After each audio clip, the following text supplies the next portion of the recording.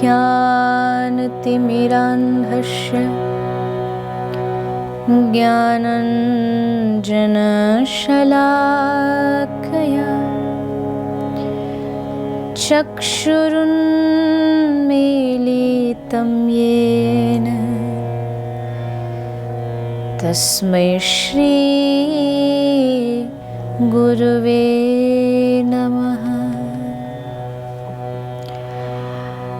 आजानुलम्बितभुजौ कनकावदातौ संकीर्तनैकपितरौ कमलायताक्षौ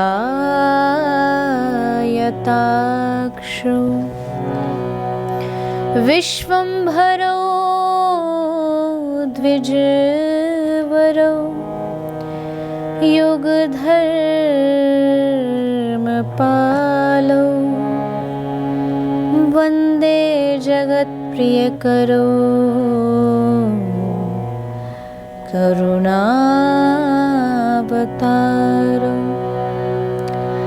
भक्त भक्ति भगवंत गुरु चतुर्नाम वपुएक इनके पद वंदन किए नाशत विघ्न अनेक।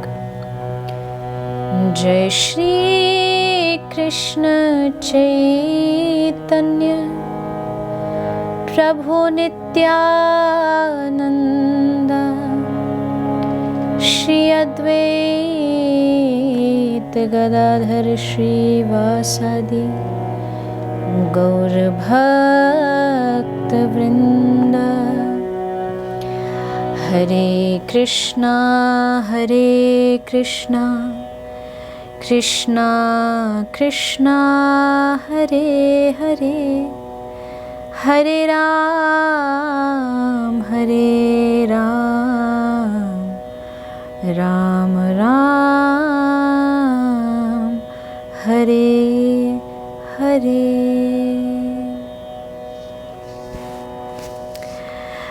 आइए सभी 2 मिनट हरि नाम संकीर्तन करेंगे और उसके बाद हम सभी आज के भगवत चरित्र में प्रवेश करेंगे। हरे कृष्णा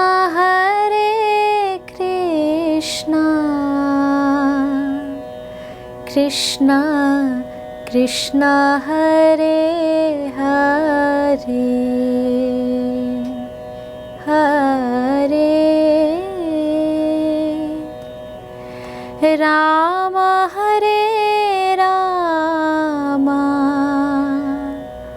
राम राम हरे हरे हरे कृष्णा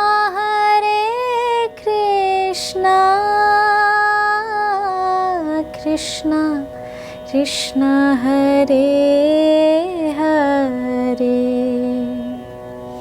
हरे राम हरे राम राम राम हरे हरे हरे कृष्णा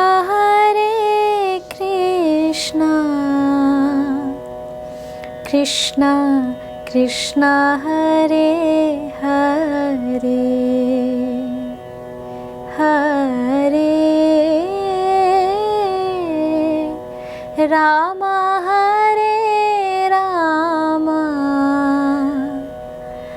राम राम हरे हरे।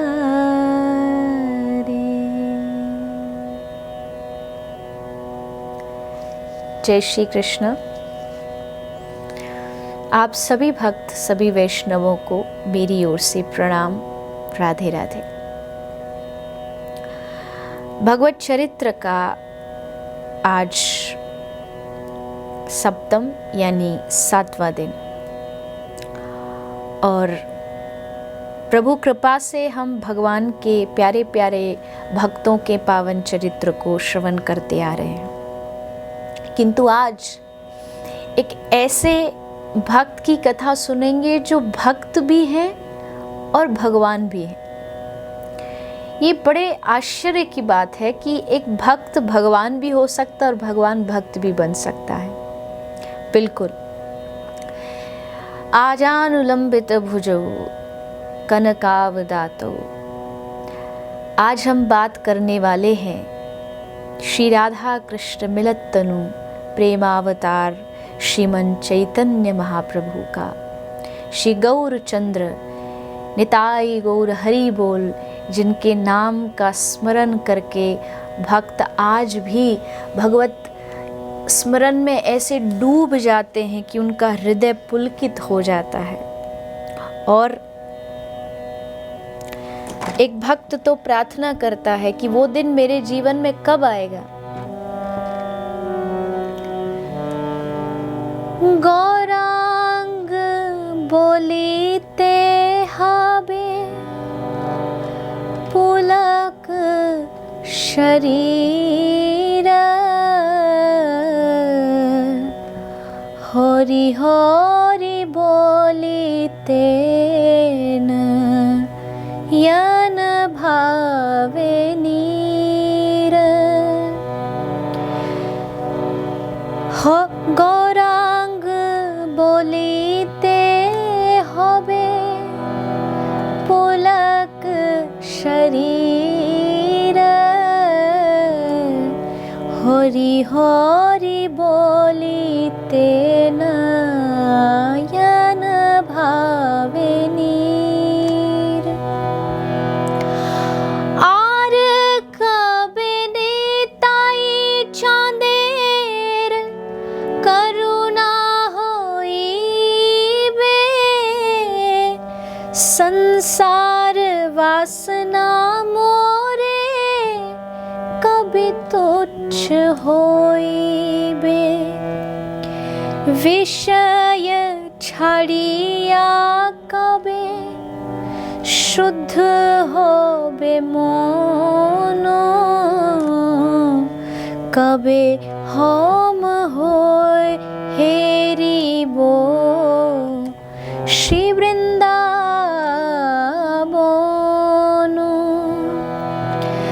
गौरांग बोलीते हबे पुलक शरीर,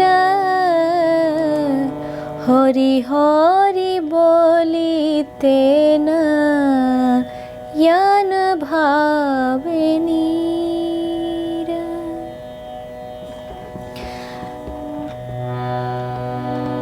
गौरांग बोलीते होवे पुलक शरीर, हरि हरि बोलीते नयन बहे नीर। वो दिन मेरे जीवन में कब आएगा जब मैं गौरांग कहूँ और मेरा शरीर पुलकित हो जाए और नैनों से नीर बहने लगे। महाप्रभु दुई नेत्र भरी अश्रु बहे अपार, समुद्रे मिलन येन गंगा यमुना धार।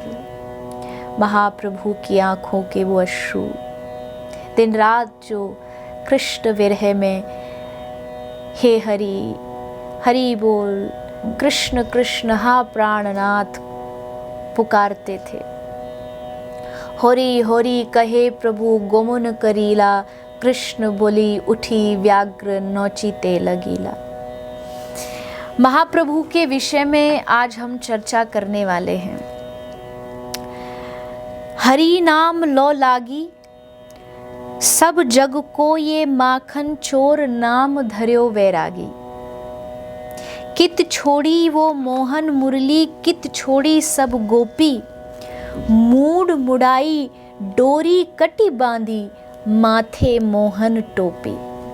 मुरली छोड़ के हाथ में जिन्होंने कमंडल धारण करके वैराग ले लिया, ऐसे श्रीमन महाप्रभु श्री कृष्ण चैतन्य नित्यानंद कृपामय सर्व अवतार सर्व भक्त जनाश्रय। भक्त जनों के लिए भगवान ने चैतन्य महाप्रभु के रूप में प्रादुर्भाव हो के समस्त जगत पर, भारत भूमि पर, पूरे ब्रह्मांड पर कृपा की। पर प्रश्न ये है कि ये अवतार आखिर क्या है और क्यों ये अवतार लिया गया। अधिकांश लोग बहुत असमंजस में होते हैं कि चैतन्य महाप्रभु कौन है और इनका आने का उद्देश्य क्या है। बड़े ध्यान से सुनिएगा, क्यों महाप्रभु ने अवतार लिया और ऐसा कौन सा उद्देश्य था उनका। महाप्रभु का जो अवतार है, चैतन्य अवतार, ये प्रेम को जगत में प्रसारित करने के लिए हुआ है। उनसे पहले कभी कोई सन्यासी को किसी ने रोता नहीं देखा, किसी को नाचते नहीं देखा, किसी को उमंग में रोते हुए, गाते हुए। ये पहला भारत का सन्यासी जिसने भक्ति को संकीर्तन का रूप दिया। यहाँ महाप्रभु ने शस्त्रों से नहीं बल्कि शास्त्रों से पापियों का उद्धार किया। भक्त गणों पर शस्त्र उठाने ही नहीं पड़े, इतने शास्त्र महाप्रभु ने जगत को दिए। उनके गोस्वामियों ने, जिनका चरित्र आप सुन चुके, उन्होंने जगत को दिए।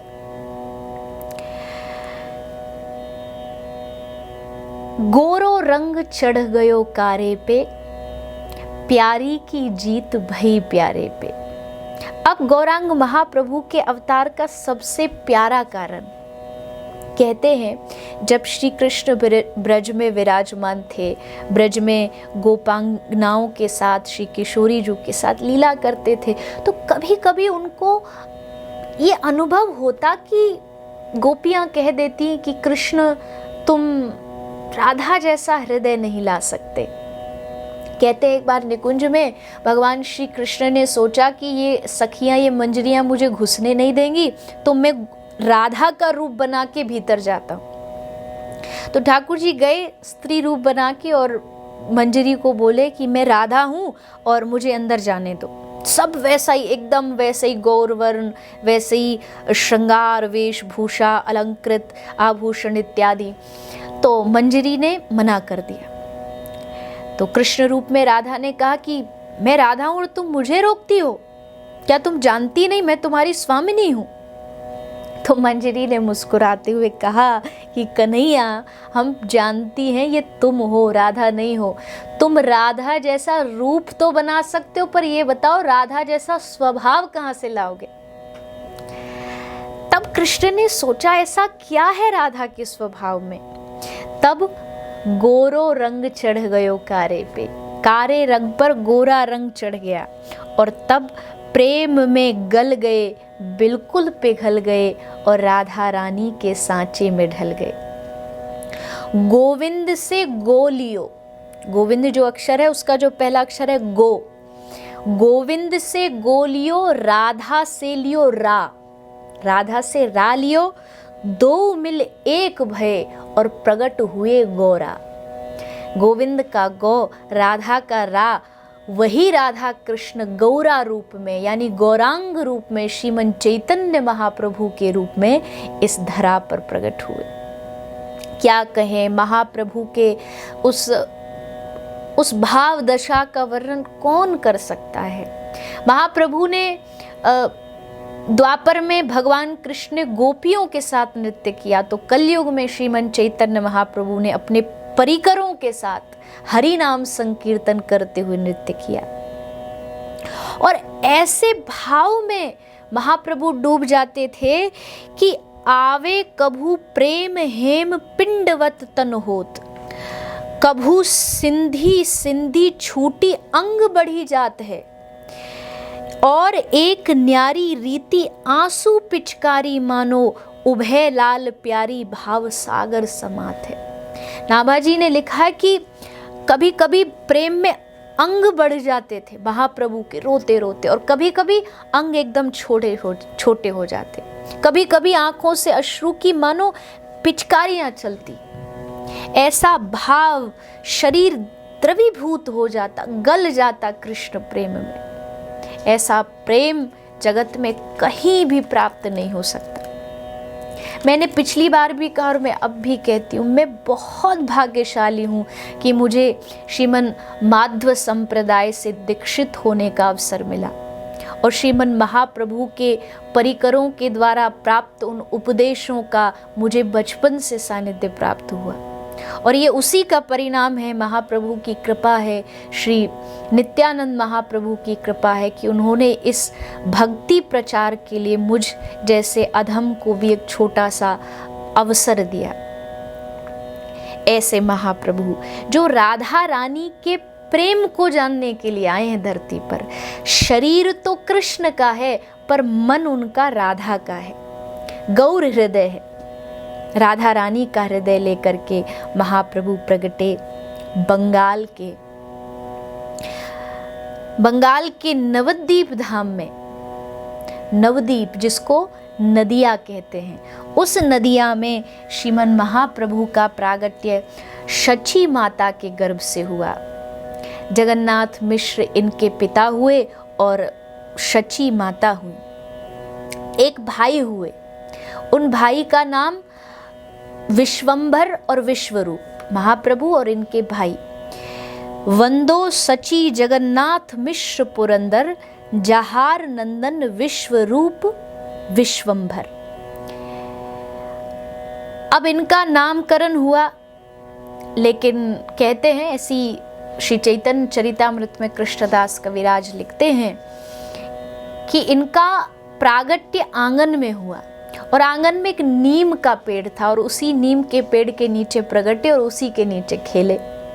तो नीम के कारण लोग इनको निमाई कहने लगे, निमाई पंडित के नाम से विख्यात हो गए। गौर वर्ण था इसलिए लोग इनको गौरांग भी कहने लगे, गौरा कहने लगे, गौरचंद्र नाम पड़ गया। ये सब नाम महाप्रभु के हैं। बाल्यकाल से बड़े नटखट थे। श्री कृष्णदास कविराज गोस्वामी पाद लिखते हैं कि जब छोटे थे तो एक चोर, इन्होंने अच्छे अच्छे आभूषण स्वर्ण आदि के पहने थे, तो लोभ में इनको उठा ले गए। तो सबसे पहला चमत्कार इन्होंने वहां दिखाया कि जैसे वो चोर इनको लेके गया, स्पर्श हुआ तो उसका हृदय परिवर्तित हो गया और वो सदा सर्वदा के लिए भक्ति में लीन हो गया। उसके उपरांत इनके घर एक ब्राह्मण देवता आए थे। भोजन प्रसाद पाने के लिए भगवान को भोग लगाया और जैसे भोग लगाया तो नटखट निमाई आया और उस भोजन को स्वयं ग्रहण कर गया। पंडित जी को बड़ा दुख हुआ कि मैं तो भगवान के लिए भोग लगाया था और ये छोटा सा बालक ये मेरा भोजन अशुद्ध कर गया। लेकिन तब निमाई ने अपने रूप में साक्षात भगवान बाल कृष्ण के रूप का दर्शन उन ब्राह्मण देवता को कराया और वो इनके चरणों में गिर पड़े। तो ऐसी बहुत सारी लीलाएं हैं, जैसे बचपन में जितनी भी नटखट लीलाएं भगवान कृष्ण ने की, वही सब लीला निमाई ने भी अपने बाल्यकाल में की हैं। फिर इनकी शिक्षा का समय आया। इनके बड़े भाई विश्वरूप ये अद्वैताचार्य के विद्यालय में पढ़ा करते थे, तो निमाई को भी पढ़ने के लिए, अध्ययन के लिए वहीं भेज दिया गया। अद्वैताचार्य के पास जैसे श्रीमन महाप्रभु गए और पहली बार अद्वैताचार्य ने श्री महाप्रभु को देखा तो देखते ही एकदम विहल हो गए और चरणों में लेट गए, क्योंकि वो जानते थे कि ये साक्षात भगवान है और इन्हीं की लीला को पूरा करने के लिए ये पूरा परिकर समाज साथ आया है। महाप्रभु अकेले नहीं आए, जैसे भगवान कृष्ण अकेले नहीं आए, यशोदा मैया, राधा, गोपियाँ, नंद बाबा, ग्वाला, ये सब भगवान के साथ प्रगटे। वैसे ही श्रीमन महाप्रभु के साथ भी अलग अलग रूप में सारा गोलोक का जो परिकर है वो बंगाल प्रांत में और अलग अलग स्थानों पर प्रकट हुए।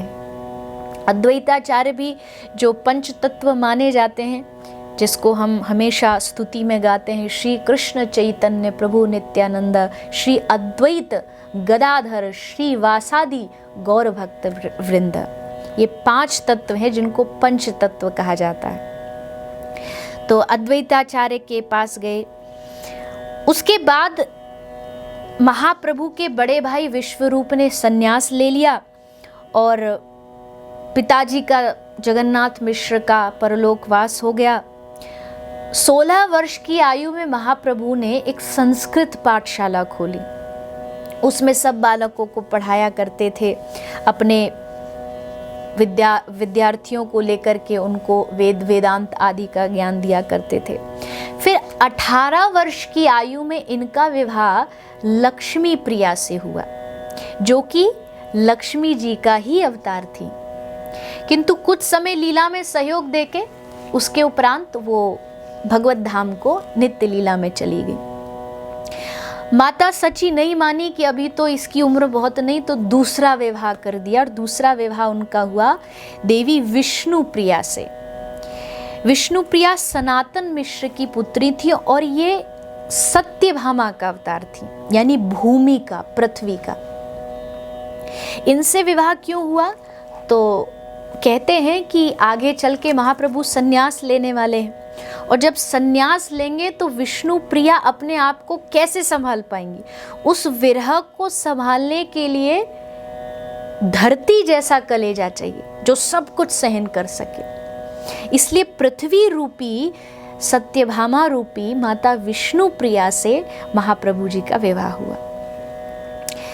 इसके उपरांत जीवन में परिवर्तन तब आया जब महाप्रभु अपने पूर्वजों के पिंडदान के लिए गया गए। और जब गया में पिंडदान किया और करके आ रहे थे, तभी कहीं से एक अचानक से गोपी गीत की एक ध्वनि इनके कानों में सुनाई दी। और गोपी गीत तो आप जानते ही होंगे जो कथा से जुड़े हैं, है ही ऐसा, एक श्लोक भी कान में सुनो तो हृदय एकदम आनंदित उमंग में भर जाता है। महाप्रभु ने जैसे सुना तो शरीर रोमांचित हो उठा, आंखें गदगद हो गई, मानो किसी ने चिंगारी लगा दी हो कृष्ण नाम की। और वहीं पर इनकी भेंट अपने गुरुदेव श्री ईश्वरपुरी से हुई। ईश्वरपुरी से इन्होंने मंत्र दीक्षा प्राप्त की और दीक्षा लेकर के वृंदावन की ओर भागने लगे।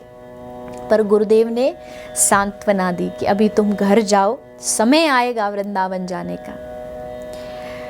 बस आ गए महाप्रभु पुनः वापस अपने गांव में। लेकिन अब वो पहला वाला निमाई पंडित नहीं रहा जो केवल बालकों को विद्या पढ़ाता है। अब ये वैष्णव बन चुके हैं। इनके हृदय में कृष्ण प्रेम की एक ज्वाला धधक उठी है। पागलपन, दिन रात कृष्ण कृष्ण कहते हुए रोते हैं। शची माता बड़ी दुखी हुई। बड़ा पुत्र पहले से संन्यास ले चुका है, ये भी अगर चला गया तो मेरा और विष्णु प्रिया का ध्यान कौन रखेगा। तो सची माता ने श्रीवास पंडित, जो वहीं उसी ग्राम में विराजते थे, श्रीवास पंडित को कहा कि प्रभु आप वयोवृद्ध हैं, आप बताइए इसको कोई भूत चढ़ गया है, कोई हवा का, वायु का रोग लग गया, क्या है। तो श्रीवास ने कहा कि माता इसको जो रोग लगा है बड़ा भयंकर रोग है, पर महाराज इसका कोई इलाज होगा, कोई औषधि होगी। तो श्रीवास ने कहा ये ऐसा रोग है जिसका, इस रोग की दवा भी रोग है। अर्थात बोले कृष्ण नाम ही रोग है और कृष्ण नाम ही इसकी औषधि है। हमारे आंगन में नित्य प्रति संकीर्तन होता है, आप निमाई पंडित को वहीं भेज दिया करो। तो इस प्रकार श्री महाप्रभु का संकीर्तन श्रीवास आंगन में आरंभ हो गया। पर अभी भी कहीं एक कमी खल रही थी अपने भाई की। कृष्ण के भाई कौन है? बलराम जी, संकर्षण, शेषनाग। वही शेषनाग यानी वही बलराम जी कलयुग में महाप्रभु की सेवा में अपना सहयोग करने के लिए एक चक्राधाम में श्री नित्यानंद महाप्रभु के रूप में प्रकट हुए। इसलिए नित्यानंद प्रभु का नाम पड़ा निताई, और वहीं से निताई गौर की जोड़ी आरंभ हो गई। हम भी कथा में बोलते हैं दोनों हाथ उठा के, निताई गौर हरि बोल। निताई मतलब नित्यानंद, गौर मतलब श्री गौरांग चैतन्य महाप्रभु। और फिर निताई गौर की इस जोड़ी ने पूरे विश्व में भगवान नाम का डंका बजा दिया। महाप्रभु ने नित्यानंद, श्रीवास आदि सबको कहा कि हरि नाम का जाके प्रचार करो। सब जाते थे, हरि नाम का प्रचार करते। श्रीवास आंगन में महाप्रभु एक दिन पूरे 7 प्रहर तक महाभाव में पड़े रहे, नाम संकीर्तन सुनते रहे और शरीर का कोई होश नहीं। भगवदावेश में अपने आप को डुबा दिया। इस लीला को भक्तगण महाप्रकाश लीला कहते हैं। महाप्रकाश लीला हुई, उसके बाद श्रीवास पंडित के घर कीर्तन चल रहा था और उसी समय उनके पुत्र की मृत्यु हो गई। पुत्र की मृत्यु हुई तो इनकी माता यानी इनकी पत्नी, पुत्र की जो माँ थी, जोर जोर से रोने लगी। श्रीवास पंडित ने पत्नी को समझाया कि अभी किसी को कोई सूचना मत दो, क्योंकि अगर अभी पता चल गया महाप्रभु को तो कीर्तन रोकना पड़ेगा और मैं नहीं चाहता कि महाप्रभु के इस आनंद में कोई बाधा हो। इसलिए पूरा कीर्तन होता रहा। पुत्र भीतर पड़ा है और श्रीवास पंडित महाप्रभु के साथ कीर्तन करते रहे। अंत में किसी ने आके महाप्रभु को सूचना दी कि प्रभु ऐसी ऐसी घटना घट चुकी है। अब महाप्रभु ने जैसे सुना तो स्वयं भीतर गए और आज भगवत भक्ति को इनकी देख करके इतने प्रसन्न हुए कि अपने आशीर्वाद से उस पुत्र को पुनः जीवित कर दिया। इस प्रकार श्रीवास पंडित पर और पूरे ग्राम पर, जगाई माधाई पर कृपा की, चांद काजी पर कृपा की। जगाई माधाई ये पूर्व जन्म के हिरण्याक्ष और हिरण्यकश्यपु थे। इस जन्म में ये भी पापी बन करके आए हैं, लेकिन पिछले जन्म में, पिछले अवतार में और इस अवतार में ये फर्क है कि हिरण्याक्ष हिरण्यकश्यपु को मारा गया था, लेकिन इस अवतार में इनको सुधारा गया है। यानी रावण मरा, कुंभकर्ण मरा, शिशुपाल, दंतवक्र, इन सब का उद्धार हुआ, लेकिन कहीं भी आपने रावण, शिशुपाल इनको भगवान के साथ नाचते हुए नहीं देखा हो। लेकिन कलयुग में भगवान ने उद्धार के लिए नहीं बल्कि सबके सुधार के लिए अवतार लिया है। महाप्रभु ने जगाई माधाई पर कृपा की। हरि नाम की भिक्षा लेते हुए चांद काजी को कुछ विरोधियों ने भड़का दिया, उस चांद काजी पर भी महाप्रभु कृपा करते हैं। तो ये जो पूरी नदिया की लीला है श्री महाप्रभु की, ये 24 वर्ष के अंतर्गत हुई है और इसको श्री कविराज गोस्वामी पाद आदि लीला कहते हैं। ये महाप्रभु की आदि लीला है। इसके बाद मध्य लीला, आदि के बाद मध्य लीला का आरंभ हुआ, जिसमें महाप्रभु ने संन्यास दीक्षा ली। माता को पता चला कि पुत्र संन्यास लेने जा रहा है तो शची माता खूब रोई।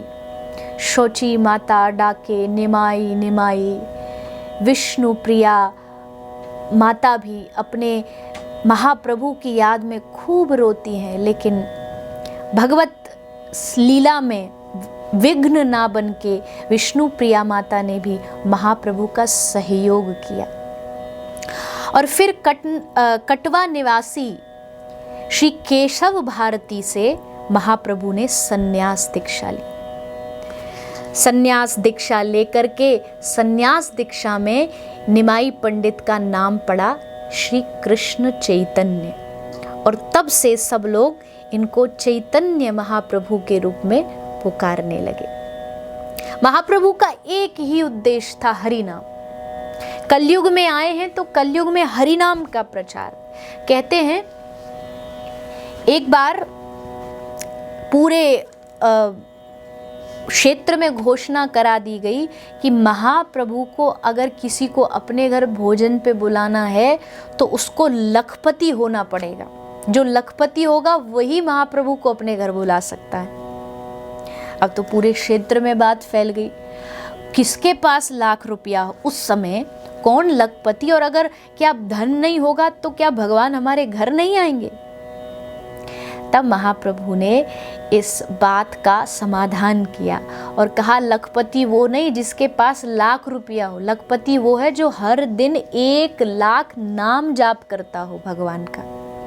जो 1,00,000 नाम जाप करेगा वही लखपति, और उसी के घर महाप्रभु भोजन स्वीकार करेंगे।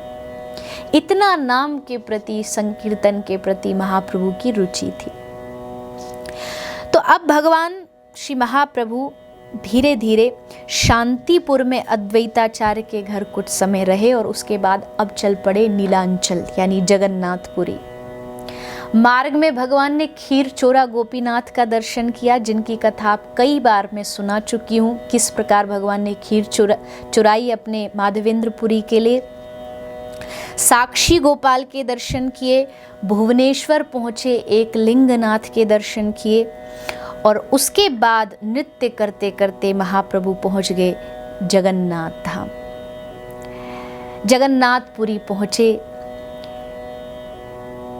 जैसे ही जगन्नाथपुरी में प्रवेश किया, जगन्नाथ मंदिर की ध्वजा देखी और बस उस ध्वजा को देख के महाप्रभु हा जगन्नाथ हे दीन बंधु करते करते दौड़ पड़े। गिरते गिरते जगन्नाथ मंदिर में भीतर प्रवेश किया और आज महाप्रभु सीधा जगमोहन में पहुंच गए, गर्भगृह में। और जिस भी दिन महाप्रभु दर्शन करते थे तो गरुड़ स्तंभ के पास खड़े होकर दर्शन करते थे।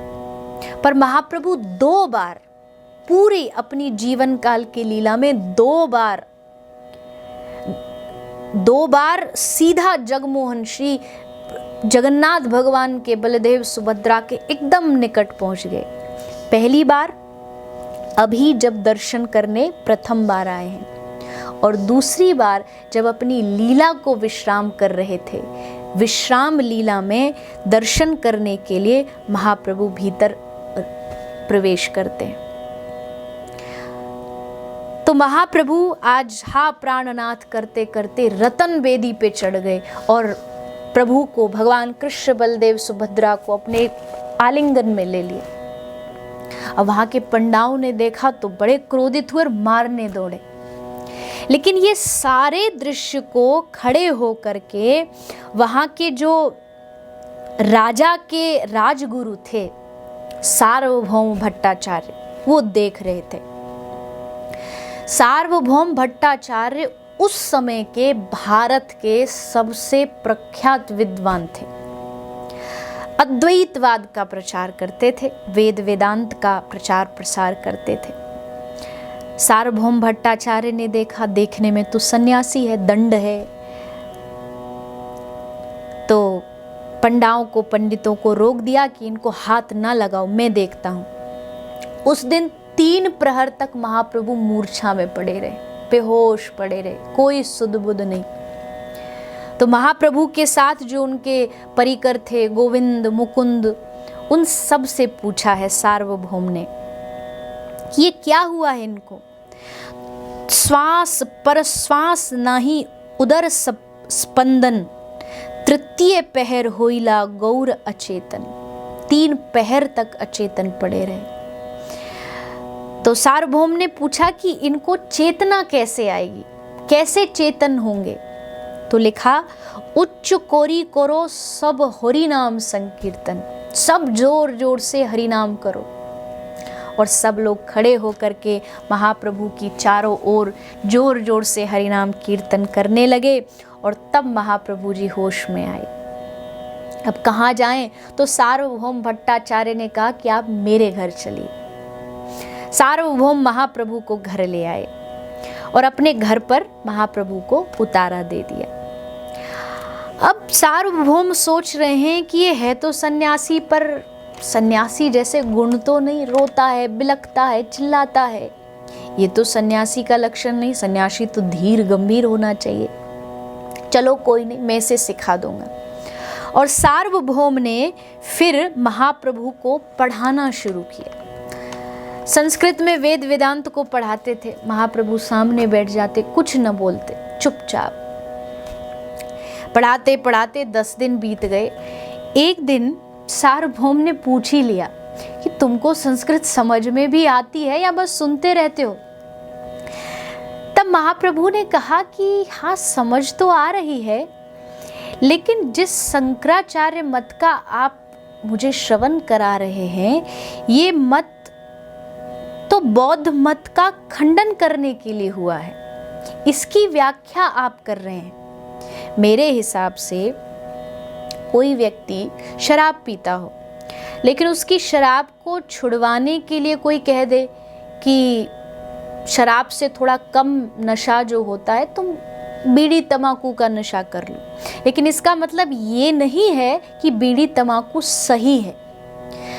जब प्रभु शंकराचार्य जी हुए उस समय बौद्ध मत बहुत बढ़ गया था, और बौद्ध मत के कारण लोग कुछ गलत रूप में भी हिंसाएं करने लगे थे।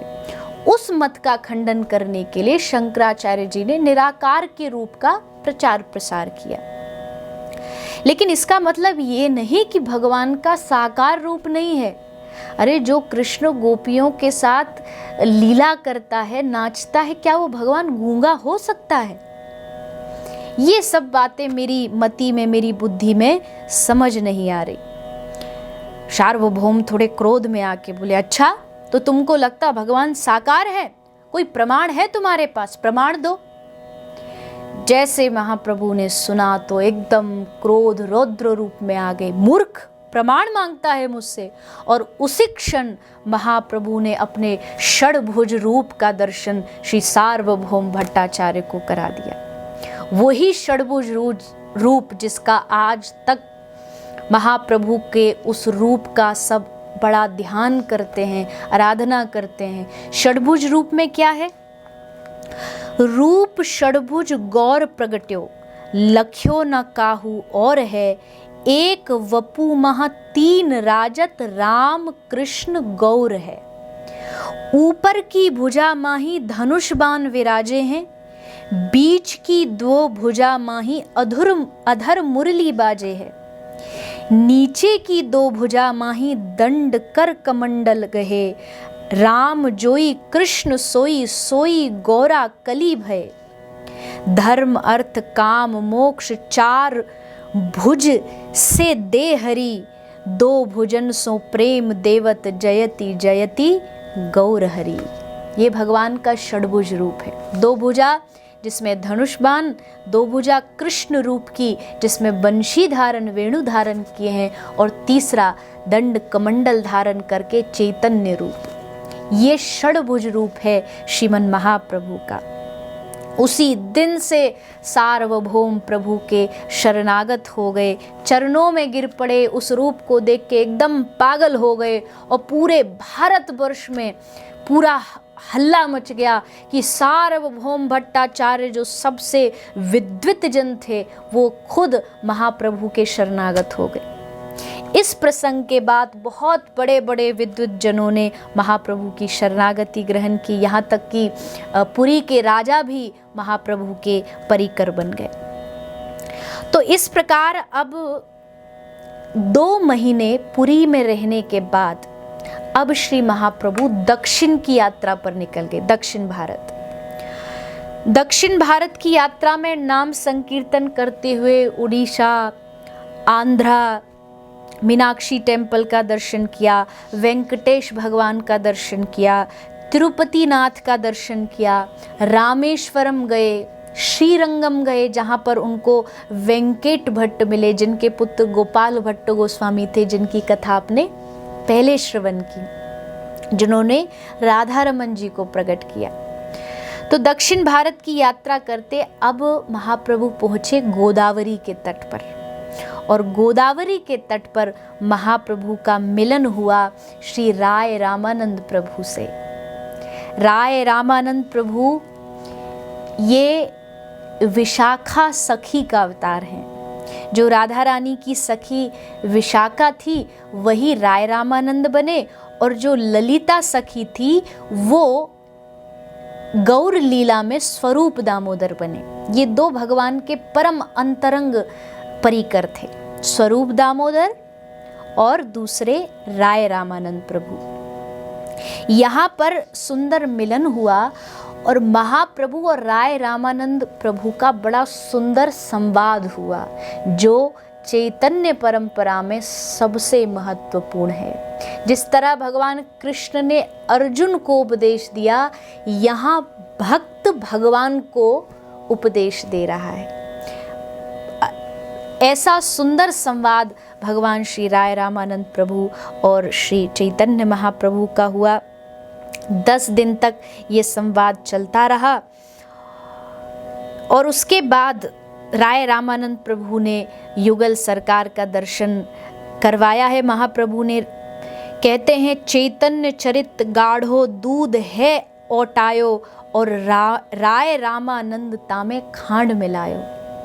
चैतन्य जो चरित्र है ये गाढ़े दूध के समान है और राय रामानंद संवाद उस दूध में चीनी का काम करता है, खांड का काम करता है। तो इस प्रकार सुंदर राय रामानंद संवाद हुआ, अद्भुत है। लेकिन अभी शायद हम उस संवाद को, किसी प्रभु कृपा करे तो एक दिन पूरा उसी संवाद की चर्चा करेंगे। इसके बाद महाप्रभु अब धीरे धीरे यात्रा अपनी महाराष्ट्र की ओर बढ़ाते हैं। महाराष्ट्र में भगवान पंढरीनाथ का दर्शन किया, नामदेव जी की समाधि का दर्शन करते हैं, जेनाबाई की चक्की का दर्शन करते हैं। ये कथा पहले सुन चुके हैं भक्त चरित्र में ही। उसके बाद प्रभु गुजरात जाते हैं, द्वारिकाधीश का दर्शन करते हैं और 2 वर्ष की ये पूरी यात्रा करके नाम प्रचार करते हुए वापस पुरी आ जाते हैं। और जब जगन्नाथपुरी आए तो उस समय रथ यात्रा की तैयारी चल रही थी। रथ यात्रा से पूर्व स्नान लीला का दर्शन किया। फिर महाप्रभु जगन्नाथ मंदिर के पास अलालनाथ गए। अलालनाथ में जाके महाप्रभु ने साष्टांग दंडवत किया और जैसे साष्टांग दंडवत किया तो उनके उस प्रेम से जिस शिला पर वो दंडवत कर रहे थे वो पिघल गई और महाप्रभु का पूरा स्वरूप उस शिला पर छप गया।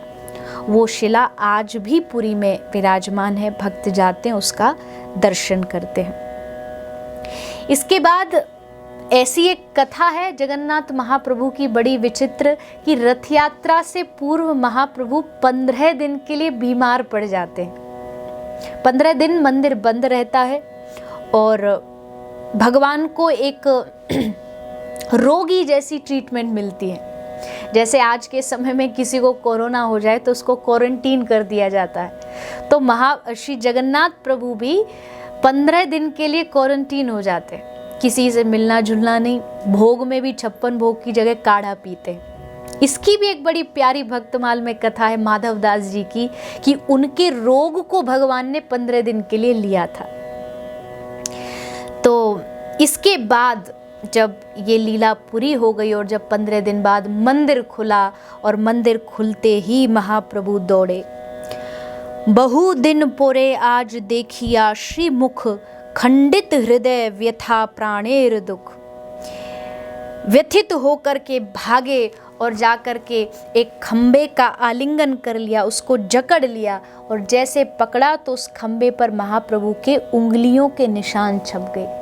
खंबा पिघल गया और जिस शिला पर खड़े थे वो भी पिघला और उस पर चरण के निशान छप गए, जिसका दर्शन आज भी जगन्नाथपुरी में भक्त करते हैं। इसके बाद गुनीचा मार्जन लीला हुई, रथ यात्रा का महाप्रभु ने दर्शन किया और पुरी के बाद अब महाप्रभु अपने बलदेव भट्टाचार्य को साथ लेकर के चल पड़े श्रीधाम वृंदावन। वो वृंदावन जिसकी शोभा रमणीय है। वृंदावन की शोभा निरखत, मेरे नैन सिरात वृंदावन वृंदावन वृंदावन वृंदावन वृंदावन वृंदावन वृंदावन वृंदावन। वृंदावन जाके महाप्रभु ने सब तीर्थों का उद्घाटित करते हुए, दर्शन करते हुए, उसके बाद 18 वर्ष फिर भगवान ने जगन्नाथपुरी में अखंड निवास किया। अब पुरी आके 18 वर्ष तक महाप्रभु कहीं नहीं गए और इसी को चैतन्य चरितामृत में अंत्य लीला कहा जाता है। 6 वर्ष की लीला की और उसके बाद 12 वर्ष महाप्रभु गंभीरा लीला करते हैं, यानी एक ऐसी गुफा जिसमें एकदम गंभीरता से किसी से मिलना जुलना नहीं, बस स्वरूप दामोदर राय रामानंद को साथ लेकर के दिव्य भगवत चर्चा करते थे। इस गंभीरा लीला का भी श्री चैतन्य संप्रदाय में बड़ा व्याख्यान किया जाता है। कृष्ण विरह में जैसे गोपियाँ बिलखती थी, वैसे महाप्रभु यमुना का ध्यान करते करते समुद्र में कूद जाते थे, कितने कितने दिनों तक बेहोश समुद्र में पड़े रहते थे। ये सब लीला करते हुए आषाढ़ मास को एक दिन अचानक श्री महाप्रभु को क्या उद्वेग जागा कि महाप्रभु मंदिर की ओर दौड़ पड़े। सब परिकर पीछे पीछे भाग रहे, महाप्रभु रुक जाइए रुक जाइए, पर आज महाप्रभु ने एक न सुनी और दौड़ते दौड़ते सीधा भीतर घुस गए जगन्नाथ मंदिर में, रतन बेदी पर चढ़ गए।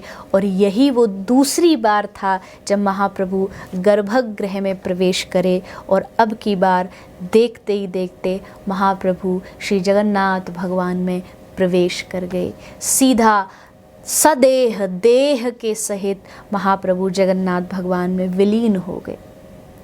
ऐसे श्रीमन महाप्रभु, ऐसे गौरांग की हम पर कृपा हो, हम दिन ब दिन उनका नाम स्मरण करते रहें। ये दिव्य लीला, इस लीला को श्रवण करने के लिए आप सब अपने घर में श्री चैतन्य चरितामृत का पाठ कर सकते हैं, जिसको श्री कृष्णदास कविराज पाद ने बड़े ही भाव से बड़े सुंदर रूप में लिखा है। उस चरित्र का आप सब घर बैठ के श्रवण कर सकते हैं। तो ये लीला महाप्रभु की हुई जो साक्षात भगवान का ही अवतार है। अब थोड़ा हम अपने भगवत चरित्र की बात कर ले। 7 दिन हो चुके हैं और जब हमने ये भगवत चरित्र आरंभ किया था तो इसी आशा में आरंभ किया था, जैसे 7 दिन भागवत होती है उसी प्रकार हम 7 दिन का ये भगवत चरित्र करेंगे। लेकिन कहीं ना कहीं अभी मेरा हृदय, मेरा मन अभी भगवत चरित्रों को कहते कहते या अपने राधे गोविंद को श्रवण कराते कराते अभी पूरा नहीं हुआ है। अभी बड़े सारे भक्तों के चरित्र बाकी हैं और 7 दिन तो कब निकल गए पता न लगा। तो मेरी इच्छा है कि इसको 2-4 दिन और बढ़ाया जाए, 2-4 कुछ और भक्तों के चरित्र आप तक पहुंचाए जाएं। तो ये जो प्रवाह है भक्तों के चरित्र का, ये आज रुकने नहीं वाला है, ये आगे भी चलेगा।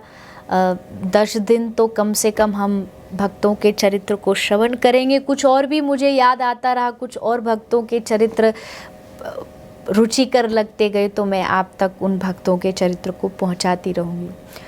तो आज विश्राम नहीं है, कल आपको फिर आना है 11 बजे और 11 बजे हम सब फिर किन्हीं भक्तों का चरित्र श्रवण करेंगे। आइए आज के इस चरित्र को विश्राम करें।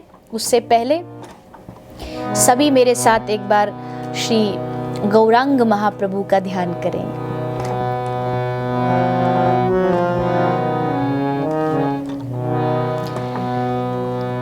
भजो गौरांगो कहो गौरांगो, लहो गौरांगेर नाम रे। भजो गौरांगो कहो गौरांगो, लहो गौरांगेर नाम रे। যেই জন গৌরাঙ্গ ভজে সে হো আমার প্রাণ রে। যেই জন গৌরাঙ্গ ভজে সে হয় আমার প্রাণ রে। ভজ গৌরাঙ্গ कहो गौरांगो लहो गौरांगेर नाम रे। ऐसे गौरांग महाप्रभु को प्रणाम करते हुए कल फिर मिलेंगे आप सभी। तब तक भगवान नाम लेते रहें, प्रसन्न रहें, ठाकुर जी की सेवा करते रहें। जय श्री राधे।